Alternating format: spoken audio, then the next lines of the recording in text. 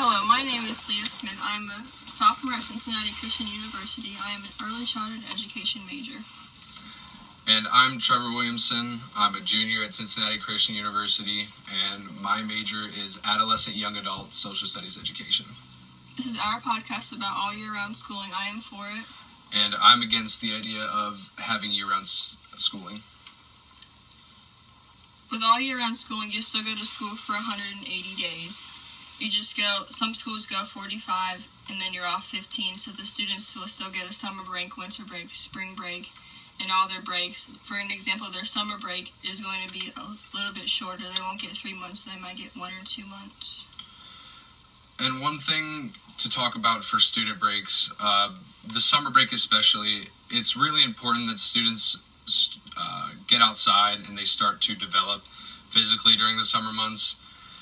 As it is, a lot of students don't have a lot of downtime while they're at home. They become obsessed with like technology, things that keep them inside. So having the summer break outside when it's nice is an important thing to have. This helps students have a lot better health. And then next, it also helps students decompress after a long school year. This way we don't see as many behavioral issues in the classroom. A lot of students with learning disabilities may become frustrated with this, being in the classroom so much.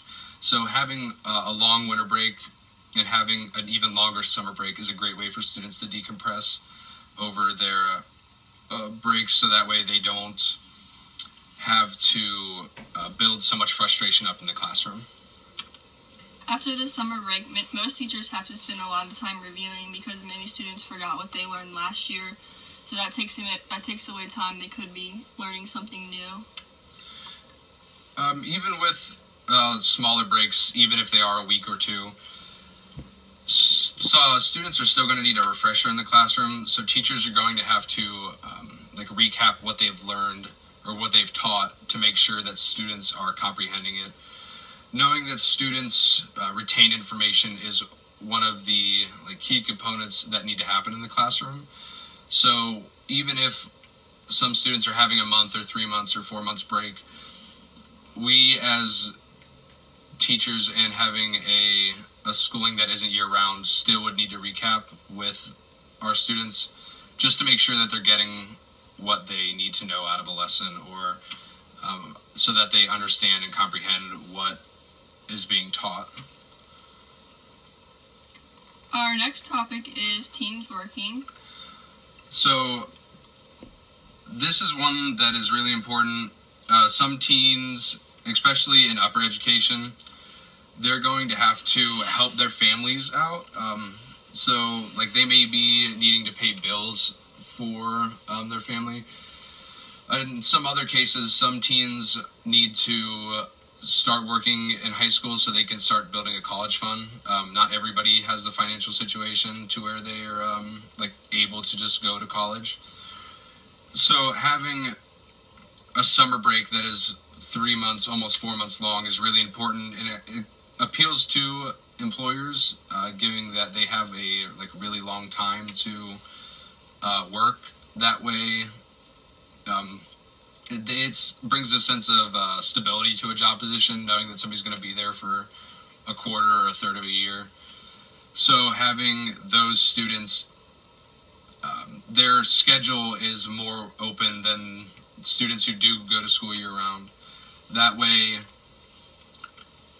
their jobs, they appeal more to employers, so they'll be able to be hired at that position. Students will still have the same opportunity to work. They just won't be able to work as much during the summer, but they can still work the same amount of days. They'll just have to work throughout their breaks, so they'll have the same hours.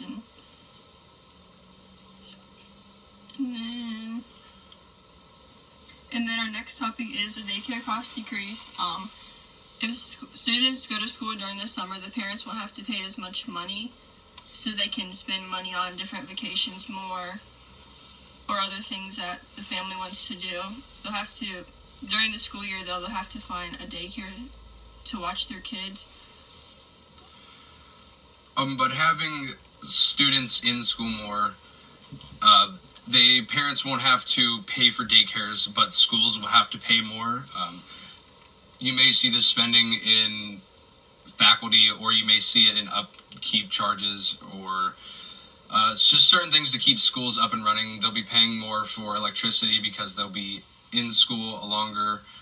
Even with summer months, like your air conditioning is going to be on for the majority of the day. So instead of having the school vacant during winter break or summer break, you're going to see the electricity being used a lot more in those summer months than you would any other time of the year. And so you're going to see an increase in school spending, not in the parent spending, but this may cause, depending on how the school district's money is pooled, you may see this have like schools cut funding to other activities, or you may see taxes go up in your area based on how much the school is spending on electricity or on the services that they need in their school. With all year-round schooling, the school buildings won't be vacant or empty. They'll have a purpose and use, so people won't be tempted to go inside of them and damage them or vandalize them. And then this is the last topic we're going to end up talking about. A lot of after-school activities may be lost by adding year-round schooling. So like we talked about in the last section about cost and spending, you may see some schools have to put more money in other areas to make sure that they can stay open for a year-round schooling. So if you end up having to spend more money, then you may have to cut certain programs and activities. And these activities are all beneficial to students, and they're things such as sports or music or theater. And all three of these, they really help build some important life lessons for students. There are things that you're going to learn in music and theater, and even on a sports team, that you're going to keep with you for the rest of your life. Another thing that these after-school activities do, are they help keep students out of trouble. They keep them at school or with a responsible adult or teacher, and they are able to be themselves and express themselves in a ton of different ways, especially in the music and the theater. Even with sports, like there's a lot of different things that they can do. And then lastly, these, like with music, there are like studies that show that it's important that students are in music. Music can help students with their like mathematical progress and retaining mathematical information, because a lot of music has to do with counting. After-school activities are still possible. With all year-round schooling, they can offer an extra session of like remedial and enrichment classes to students who need it so they won't fall behind. And then for the summer breaks, summer camps and activities and vacations are still possible. Instead of the breaks being, for example, 3 months, they might only be a month, so they can still participate in the events that they want to.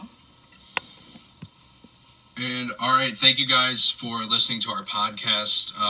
Once again, I'm Trevor Williamson. And this is Leah Smith. And thank you guys.